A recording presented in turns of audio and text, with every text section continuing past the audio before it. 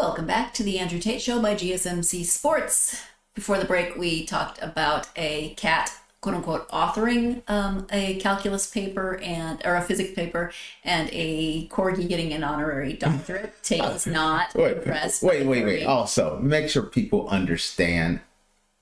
I kid. Don't think I hate animals and all that stuff, okay? This is part of the sports and entertainment part. Just letting y'all know behind the scenes. Corgi hater. No more. The cat, yeah, but not the corgi. Oh, okay. So now we are moving into dumb criminals, and we've titled this "Don't Hand That Over." I've got several instances of people who just weren't thinking. Instead of finding one large story, I found three kind of related stories of people giving things over that they should not have done. So we start with a fake ID. I've never had a fake ID, but it can be a kind of a rite of passage for some teens. When you show a fake ID, you should make sure you're not handing it to the actual owner. The one whose face is on the ID that you are presenting as your own. He did not. Okay. That's what happened to one woman, at Applebee's in 2013, when she showed waitress Brianna Pretty her own driver's license as proof of age. It had been stolen with a bunch of her other possessions a month earlier. Instead of bringing her customer a margarita, Brianna brought the cops, and the thief was caught literally red-handed. But I guess not literally, but she was caught. Yeah. So I'm like, yeah, I got this fake ID. It looks good, but I'm not paying attention to who I'm handing it to. And I'm like, yeah, I'm old enough to drink. Bring me a margarita. Ooh, okay. This is not a dumb criminal. This is just an unlucky situation. Okay. Maybe an observant criminal. And I'm going to defend this person. You know, I like to defend the bad guy sometimes. I like to play devil's advocate. Okay. Sometimes, especially some individuals, they don't quite look like they do in real life. Your driver's license, most times, your driver's license, you look toe up. You don't look as good on your ID as you do in person. So she probably didn't even realize that this gremlin on this ID was actually this nice lady there, and be like, oh, here's my ID. So I could see how that could go wrong. Talk about bad move, though. Can you imagine, though, being the person who is the waitress, Brianna, and you're... Wow, yes! Oh, good God, that is... I'd love to bring you a margarita. Can I see your ID? And then she hands you your ID. Whoa, you know what? Because I'm putting myself in those shoes there. Someone stole my wallet, and then I go over and ask them for ID, and they hand me my ID. And because you've seen your ID so many times, you instantly know that look is you. Yeah. Here's the thing that was most impressive is that she kept her cool. That's what I was thinking. Because I'd have been like, mother effer, this is my ID. What the hell are you doing with my ID? I would have caused a scene and they would have got away. She kept her cool. Oh, thank you. Took it. Went over there. Dropped that 911 on her. And it was a wrap. Now, see, that's impressive. I don't know if I would have been able to stay that cool. And the woman that got arrested, I'd like to think that she just went there and be like, wow, you got me. I confess to it all. Even stuff I didn't do, because this shows me I've made bad decisions in life because karma just kicked me in the booty. It was probably the first time she used it. It's not specified in the story, but it was probably the first time she tried this. Wow. Even if she's used it 200 times, what's the odd that you give your fake ID to the person that stole the ID? Yeah, exactly. Yeah. The odds are, yeah. So that's story number one of don't hand. Be careful what you're handing into whom. So Ruben Zarate is our next person, and he decided to rob a muffler shop. I'm not sure why. He brought a gun and demanded money, only to be told that the money was in the safe and could only be opened by the absent store manager. Okay, bad timing. Ruben thought about it and then decided, you know what would be a good idea? I'm going to leave my name and phone number. Oh, hell no. If you could call me when the manager gets back. Are you serious? Yeah. So they, of course, called the police and he was arrested. I'm just waiting on you. Crack kills. Put the pipe down. Cocaine is a wonderful drug. Didn't we just have this conversation? Puff, puff, give. All the drug reference you've ever heard come to a point of this one. How messed up in life are you? You're like, first off, I gotta pause. Okay. Why are you jacking a muffler shop? Come on, that's a horrible decision. First off, that right there showed me that this person, this enterprising individual, wasn't in his right mindset. It wasn't a well thought out plan. Right. I don't think he spent 30 seconds on this plan. Because most times they're all credit cards when you're paying for your car anyway. Sure. So I don't really see it being like a very lucrative venture in general. Let's go rob the Meineke muffler.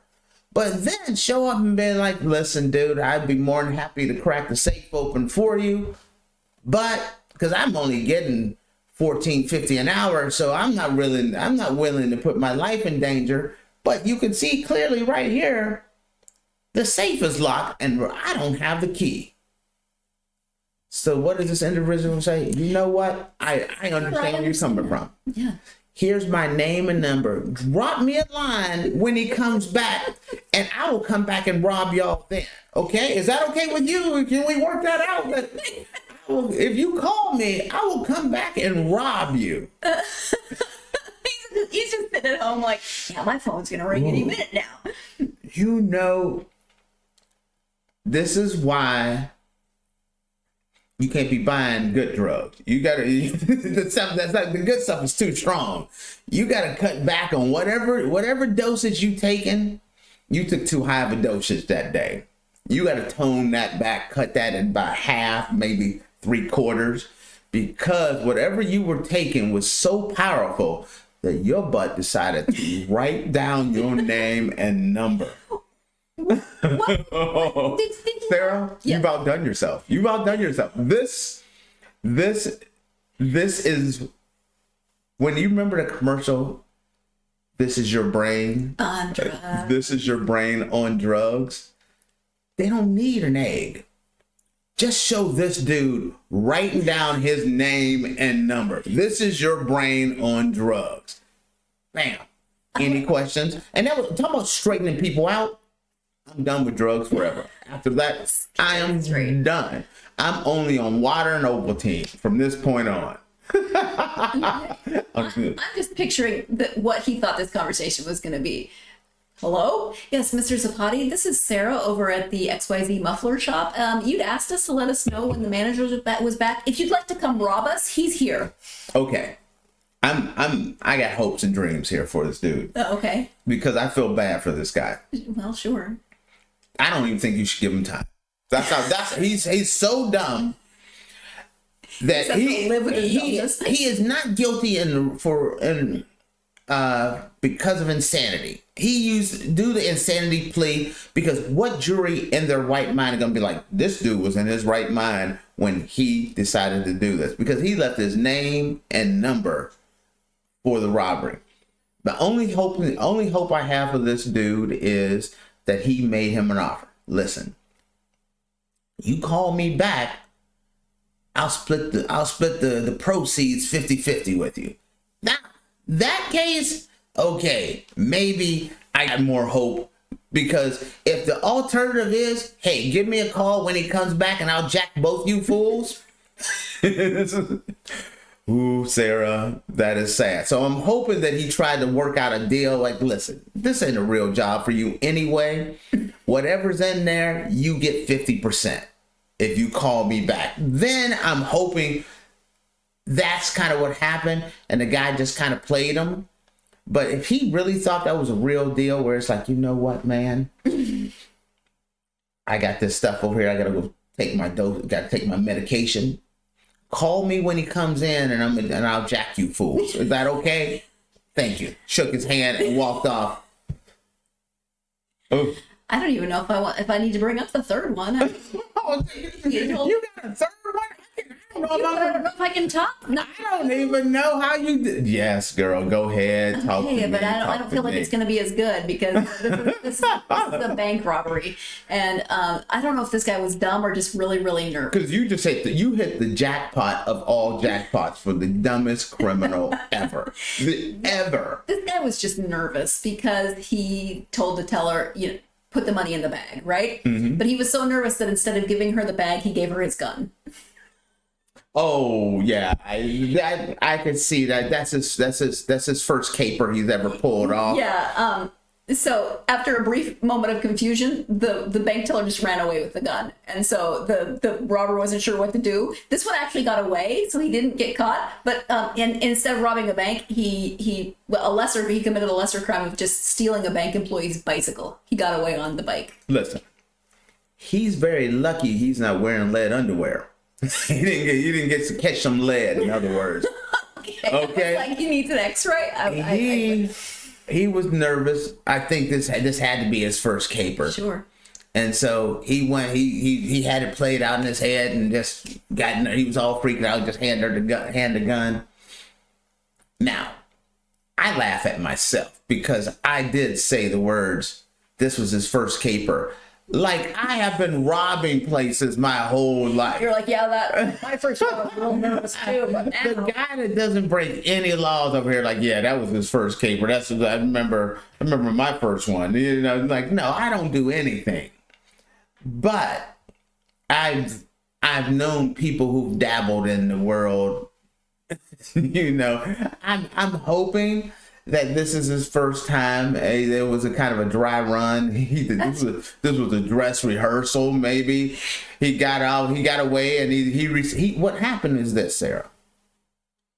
He decided he was going to rob a place. He wasn't going to break out into crime, and he got there and realized that he had went above his capabilities. Mm. He had promoted himself into incompetence. Oh. And he did what a smart person would do. He said, you know what? This is out of my league. I'm not a bank robber level. I need to lower myself to the level where I need to be. Maybe start with a convenience store. No. I'm robbing me. I'm stealing bikes. Oh, yeah. He's like, no, I'm not a bank robber. I'm a bike thief. What I don't know is how he didn't get caught. If he was wearing gloves, you'd think his prints would have been on the gun, or they maybe could have tracked the gun. But I'm also picturing his second caper. Let's say he does decide to try this again, and in his head he's repeating, "Don't hand the gun. Don't hand over the gun. Give her the bag. Give her the bag." He probably showed up the next time without the bag. He probably forgot the bag altogether. No gun, no bag. Now he's stuck at the level of stealing bikes. He's not allowed to go any higher than that. He is forbidden. That is his limit right there. As a matter of fact, I'm hoping that when he rode that Huffy on home and realized, like, you know what? I'm gonna get on the phone. I'm calling the local community college. It's time for me to go back to school. I need to get my degree. This robbing and stealing is not for me. And I'm hoping that I'm giving you part 2 to this story. This individual realized his error of his ways and realized that he wasn't cut out for that life and went on and got his degree.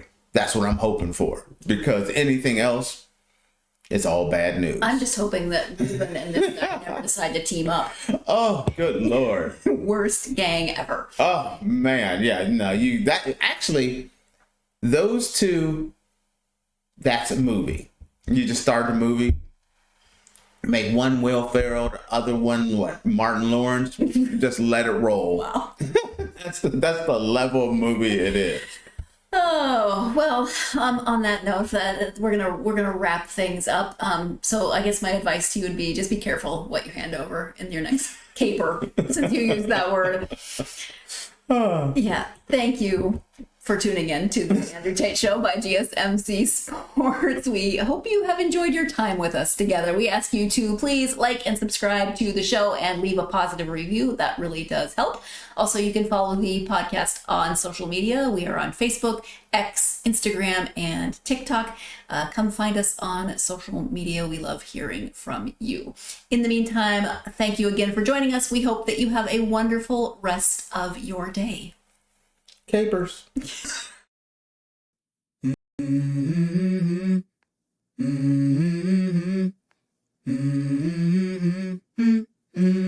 go. I wake up to a little bit of drool on my pillow, feel like it's gonna be a bad day. Yeah, I'm tired of shit, and the coffee ain't hit yet, damn, ain't that great. I don't wanna go to